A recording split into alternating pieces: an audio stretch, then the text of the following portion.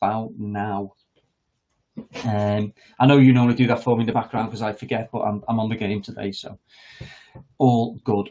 So yeah, another 30 seconds, let these people come in, log on, and then we can get started and start smashing this stuff out of the park.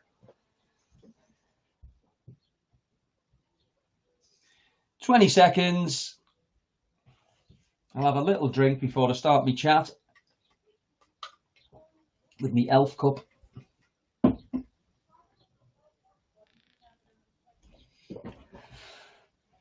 Okay, so time to get started. You know how I like to start. I like to start with a poll. Can you hear me? If you can hear me, please press the button. Then we know that we're ready to go. Okay, so it's looking like people can hear us. We've got relatively few votes considering how many people are on, but hey, I know it's a big ask. Okay, so it looks like everyone can hear. That's the main thing. So that's really, really good. So let's get going. Let's smash this out of the park. So again, 2 forms, guidance, interpretation, best practice. There's no map updates this week. They all came last week.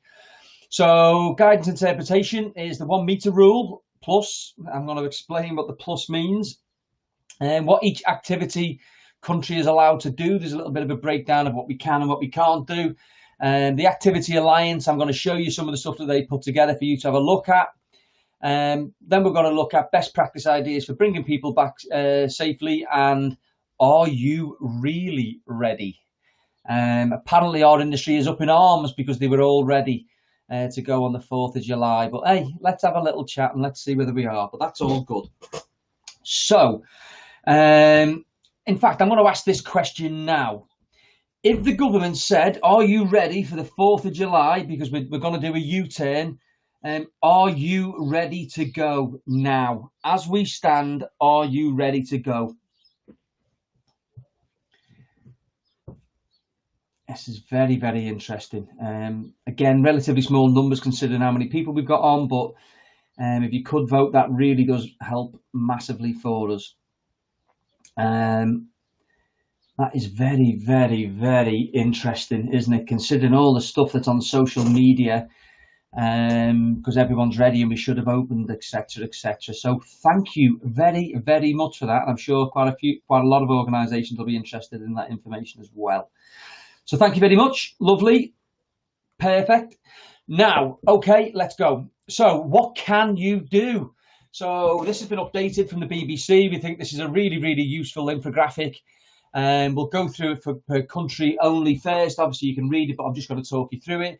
So in England, still up to 6. As of the 4th of July, there'll be no limit if it's just up to 2 households. So what that basically means is if you've got a house with 12 in and a house with another house with 12 in, and all 24 of those people could get together. That's what that means. So it needs to be up to 6 if it's more than different households. But if it's 2 households coming together, as many people that live in those households can come. That's what it means. This is where it starts to get tasty. 2 meters apart up until the 4th of July. Then after the 4th of July, it gets a little tiny bit messy. So let me explain what it means. It means that they want you to try to stay to 2 meters where possible. But where that's not going to be feasible for your business, you may consider 1 meter plus. 1 meter means that you'd obviously have 1 meter of distance, plus you'd be putting other guides in or other things, like you might wear a mask, there might be a shield between us. You may have people facing back to back so they can't physically transfer it via the breath, etc., etc. So the plus means plus other things that you will do. So before you can go to 1 meter, there must be other actions in place in order to do that. So that's what the plus means. I've been searching ever since they told us what that means.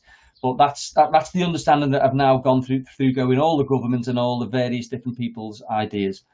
Outdoor, yeah, you can go anywhere in England, absolutely fine. You can pass on the virus wherever you like. That's perfect. Indoors, again, 2 households as of the 4th of July can mix together, and that's fine. Obviously, Scotland, so it's up to 8 people from 3 households, and you can't see more than 3 households per day, which is key. So it's not like you can go to 3 households and then move and then up into another 3. That is the maximum you're allowed in any one day. Whereas in England, this is just for 10 minutes, and then you can move on to your next people and give them the virus if you want. Again, 2 meters apart is strict, fine. You know, the good thing about all of these is that they're sticking with the 2 meters apart. I'm sure that will change at some stage, but at the minute, it looks like we know that Wales, Scotland, and Ireland tend to be a little tiny bit behind England, just to see how unsafe or how safe it is that the measures that they're putting in.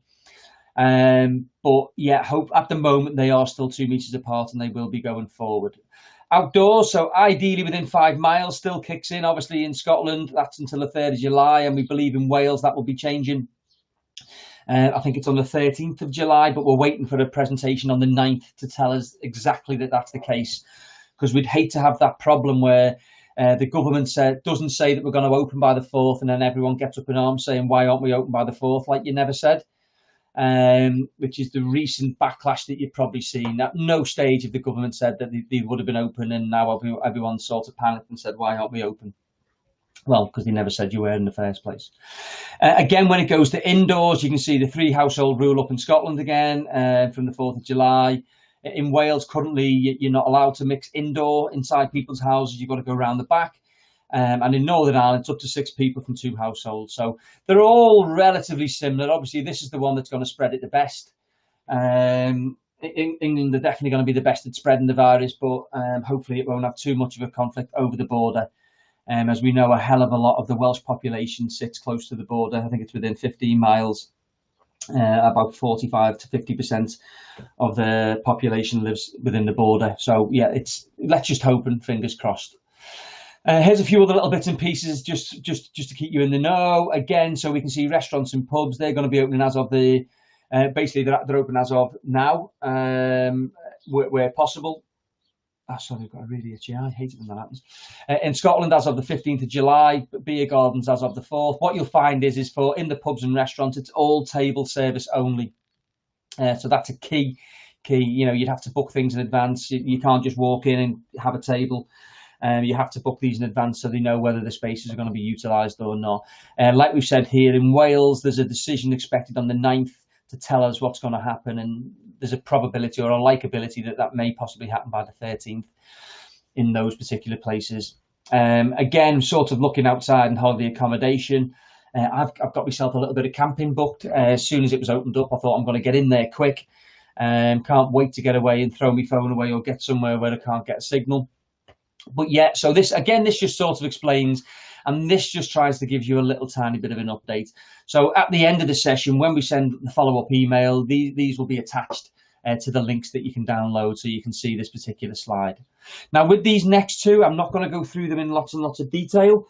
I'm just going to sort of expand what we know. So pewtag, the new version came out, and this version is obviously looking at getting your pools back up and running.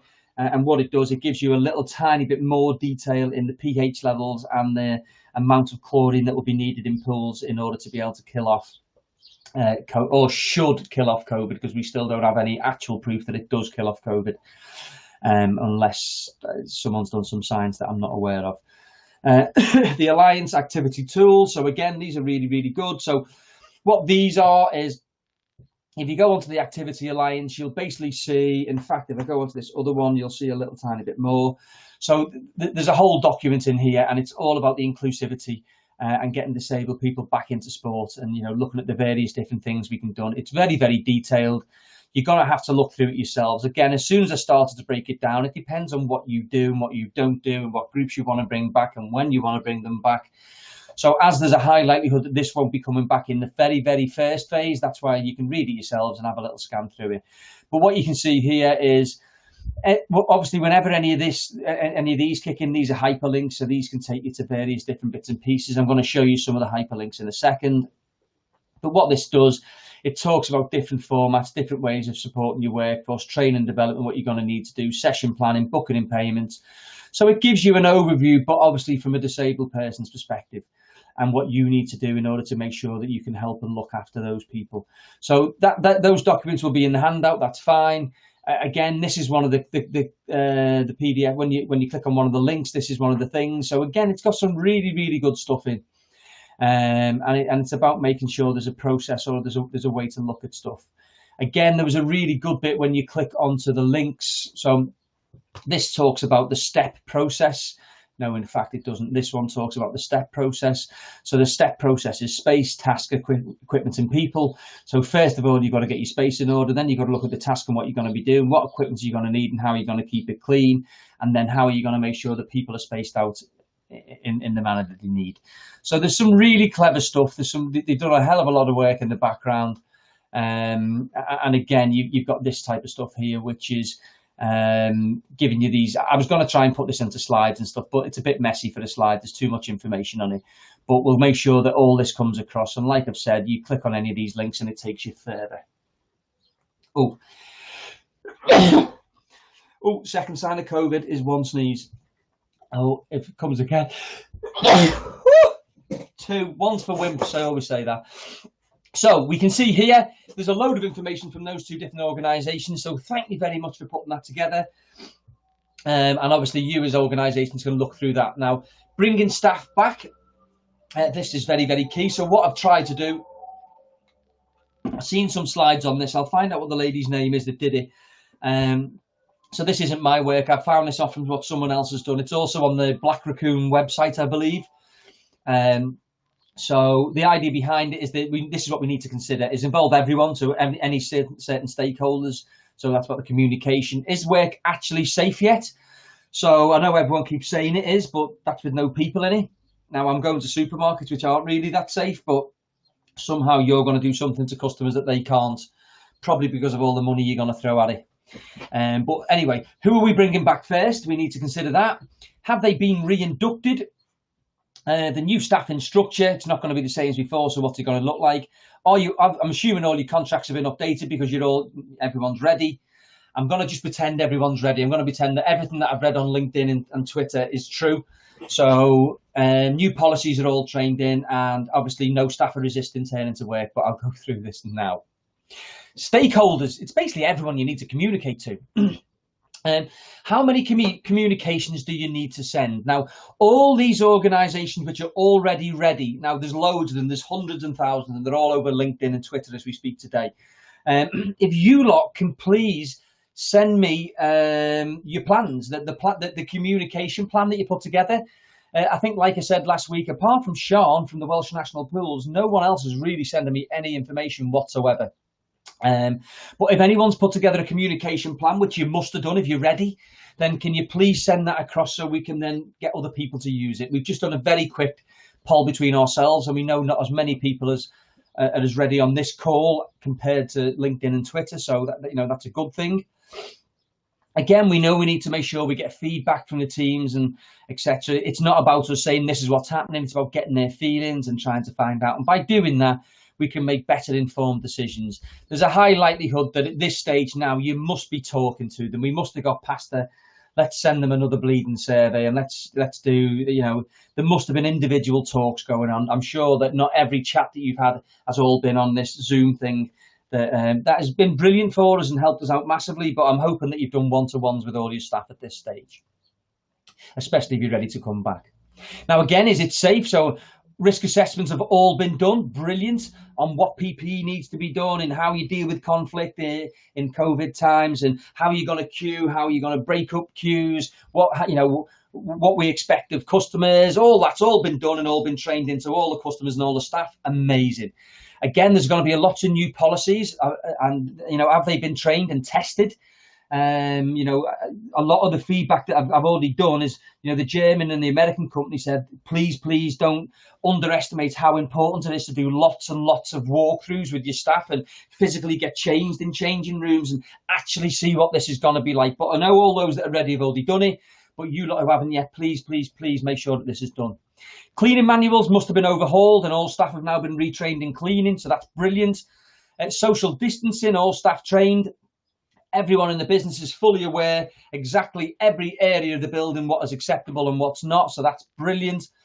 Personal hygiene plan. So, how often do people need to wash their hands? They just say often. What does often mean to your organisation? I'm assuming that you put a guideline on this. So are you saying every hour? Are you saying every half an hour if it's reception because they're dealing with a lot more people? Just watch your plan. Again, any feedback that you can send along, please do so. Customer expectations, exactly, you know, the videos and things, have they all been done? And PPE, are you looking after your staff? We can see every single country now, you know, again, as soon as we get into England, the 1 meter plus, you can only go to the 1 meter if there are plus things happening.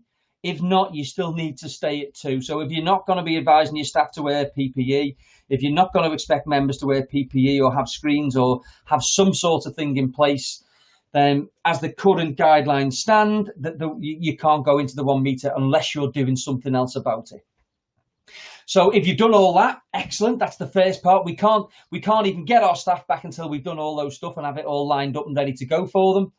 And who should you bring back first? So obviously there's going to be certain people in your organisation who are going to make this a hell of a lot safer for other people. So your health and safety teams, your duty managers, and a few of the senior managers and the people who are going to physically put this plan into action.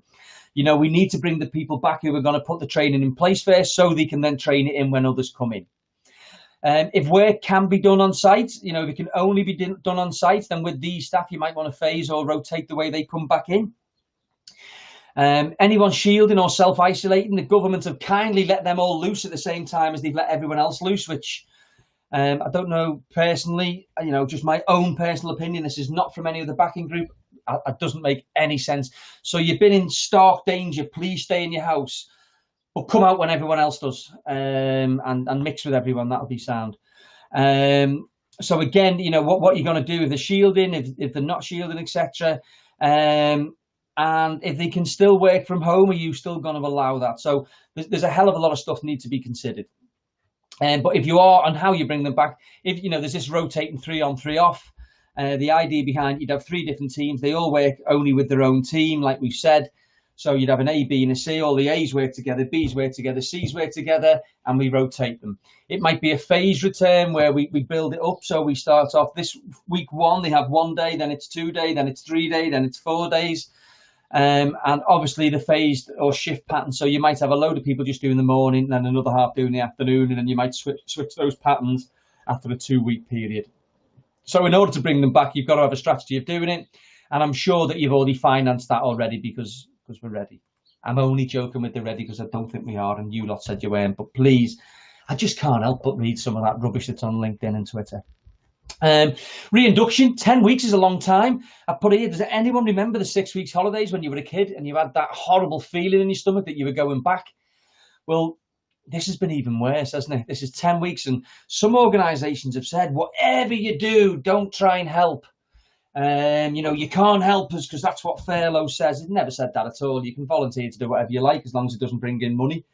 But we know the great British public and some of these councils and these trusts, some of them, what they've said is please, you know, just sit on your bum and please don't do anything to help. And please don't prepare yourself to come back. So, you know, when they first come back, we've got to really bed them in, and we know it's going to look different. We know it's going to feel different. We know the rules are different. So we've got to make sure that they understand it all. Again, you know, one walkthrough is not enough. You know, you can't teach someone to drive a car on lesson 1, right? There's going to be a lot of things that you've got to go through. So just by ticking a box in an hour and a half and telling them everything, telling people is not training people. It's a totally difference. In order to teach someone to ride a bike, they might need 50 pushes. They might need someone running alongside them. They may need, you know, I can't do it without a bike. So quite often, please, the reinduction is not a tick box process where we just tell them stuff and they tick a box and we say they've done it. We've got to make sure that we do this properly. Again, have you started doing this already? Because Zoom can help if you have. And we know to prevent is better than to cure.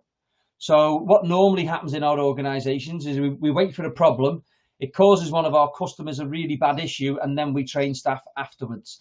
Well, we know what we need to train people on. We've been talking about this for 10 bloody weeks now. So can we train them beforehand and train them properly? My suggestion would be please reach out to some of them organisations who are ready. Because they've already done all this, all the staff are ready to go. So please reach out to them and hopefully they can give you their pack or guide that they've used.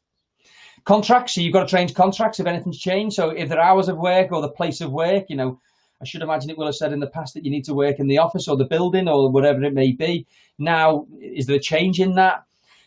Sickness, has your sickness procedure changed? So, you know, if someone's shielding now or if someone needs to go and self-isolate, is that already in your sickness? Probably not. in terms of the contract. Like I said before, if they're now going to be doing home or remote working, do you need to build that in? If things like Zoom have now become acceptable, or Teams, Microsoft Teams, if these have become acceptable, has that been built into the contract? And if hours are changing in any way, shape or form, then again, we definitely need to. We know the governments are looking at a 4-day week. Are they looking for a 4-day week with 5-day of pay? I haven't heard that bit mentioned. I've heard the bit where we just go to 4-day week and we don't pay them as much. But I don't know about you, but I think people need the 5-day revenue. But hey, these are all the decisions that you've probably already made or you're in the process of making. What if staff resist from returning to work? So what if they say, no, I don't think you've done enough? You know, how come we're not wearing PPE when we know it works? So the whole idea, it's implied that the term is basically, we're asking them is a reasonable question. Now, a reasonable question is one that doesn't put them in danger. Now, if they can argue the toss that you are putting them in danger because you haven't put screens up, or you're not putting them in PPE, or you're not allowing them to do things that, you know, other organisations or other things they may have seen on the news, like you haven't fogged it or whatever it may be, they don't think they're safe. What's your plan? What steps are you going to take? You know, what steps have you taken already? So now it's key here. What steps have you already taken versus not what you're going to take? Because people keep saying we're ready, but they haven't had a customer in yet. So, you know, they keep saying what they're going to do. Now, again, you know, is this all highlighted in plans? Is it, do you have club operating procedures which have changed, which says, you know, this is exactly who's going to clean it and when, and this is how they're going to do it? You know, I haven't seen any of this. And again, this is all the sharing of best practice stuff. If people are ready and they have done it, please send it across to us. Let's share it. Let's make sure the people who aren't ready are going forward. Again, someone's vulnerable or they're shielding. What's your plan? So just because the government says that, you know, on the 6th of July, they're okay to come back, well, they're okay if they're prepared to come back, exactly like the people who are not shielding. So if they resist, there's a couple of things. You need to talk to them and find out the concerns. This isn't another bloody survey. It's not a not speaking. It's not picking the worst form of communication, which is the written form. This is trying to speak to them, see the face, see the whites of their eyes, find out exactly how they're feeling. Now, if they have any concerns, can we find and can we alleviate them? So they're saying, you know, I think we're going to be too close. So let's show them exactly what we're going to do. You know, show them the training they're going to get and how that's going to fit in. If they're afraid for ugly family members, so they may have a child that's really poorly, who has chest infections, they may have a parent that's been really, really ill, or may have COPD, then again, this is a reasonable thing for them to do. It's extremely valid. They don't want their family to die. And that's the balance that we're really talking about. I know that, you know, the governments have stopped showing the daily figure now because it's not scary enough and it's not dangerous enough and it's not killing enough people.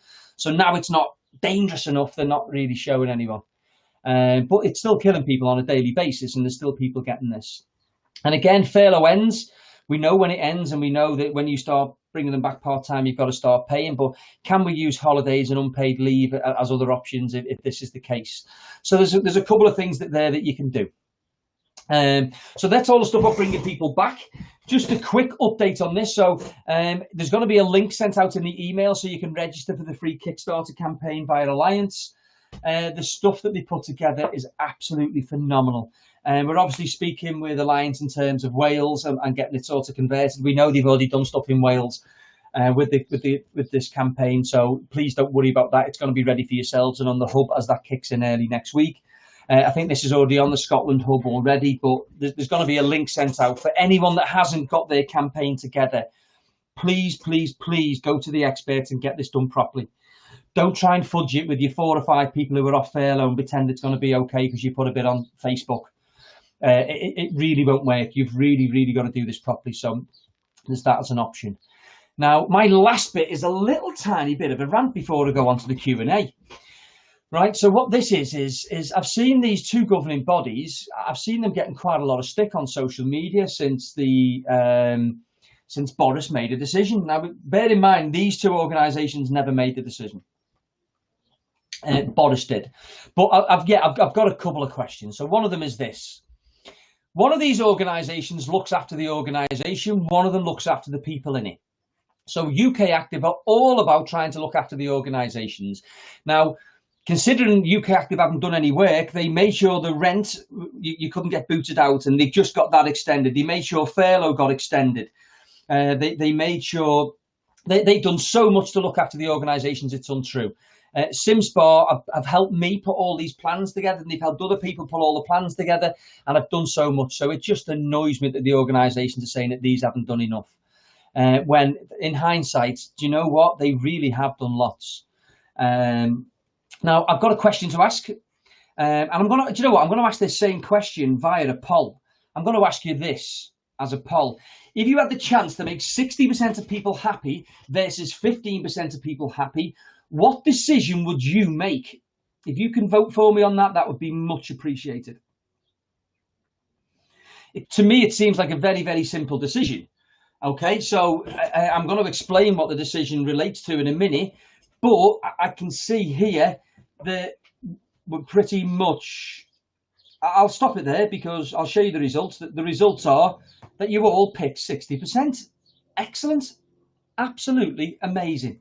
Now, the government have just had to make a decision on what they open up. 60% of voters use pubs and restaurants, and 15% of voters use a gym. So you've just made the same decision as they did, and you decided to make the same one as them. Now, we know there's a lot more to it than that, but what we also know, by going with the 60%, so getting 60% of voters happy, which if I was a politician, I'd probably want to do. And if I also got in more revenue, because the tax on alcohol and various different things is obviously going to bring in a hell of a lot more revenue, then they've made a decision. So I found that really, really interesting, that all of us on this call have made the same decision as the government. So obviously, I just wish we could put this particular vote to all those people on LinkedIn and Twitter. But thank you so much for doing that for me. Now, also, out of all these people I keep hearing moan, right, these are the sort of governing bodies for our organisation. Like I said, one looks after the organisation, one looks after the people. But you know what? Most of the people who are moaning on Twitter and LinkedIn aren't even members. They haven't even given them the backing. They want them to be the voice, but for free, for nothing, for doing nothing for them.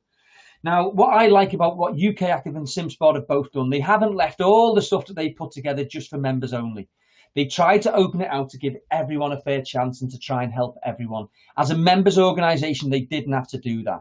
So 70% of the people moaning on LinkedIn haven't got a leg to stand on. Please support these organisations. Now, we know that we can pull together even better than we have. We have pulled together as an industry, but the idea behind it, we know going forward, we've got to try and bring up a plan of how we can do this even better.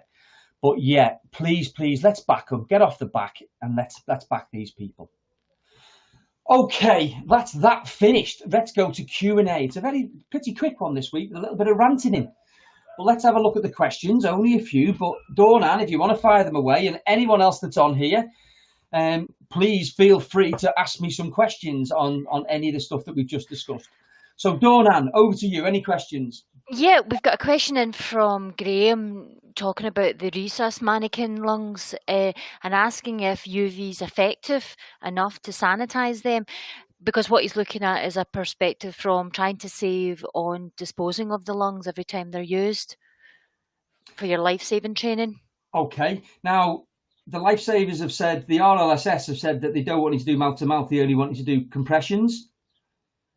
So I don't know why you'd practice doing mouth-to-mouth if they don't want you to. That's just my take on it. I might have that wrong, but I'm sure that when we looked at all the guidance, that was what they'd stated. So maybe by not doing that part of the practice, you'll save the lungs. Now we know if they did have to pull someone out of the pool, they did have to do it. They'd have to wear the sort of protective mouthpieces in order to do it. But I think for that one, Graham, unfortunately, you'd have to go back and check all that sort of, the UV effect. I don't know. I know how UV gets worked in pools. I've used it in pools, but I don't know how effective it is on other things. So unfortunately, mate, I can't directly answer that, apart from the fact that I'm sure that you're not meant to be practicing that. And I think it's okay not to practice that during COVID up to now. But yeah, okay. No other questions. We've either covered everything absolutely perfect today, or we are just all in debate. So I've got one more question to ask you, like I already do. Oh, I've got two more. After hearing all the things that need to be done, who thinks they're still ready now? I just want to see whether this vote ends up the same as the first one that we did.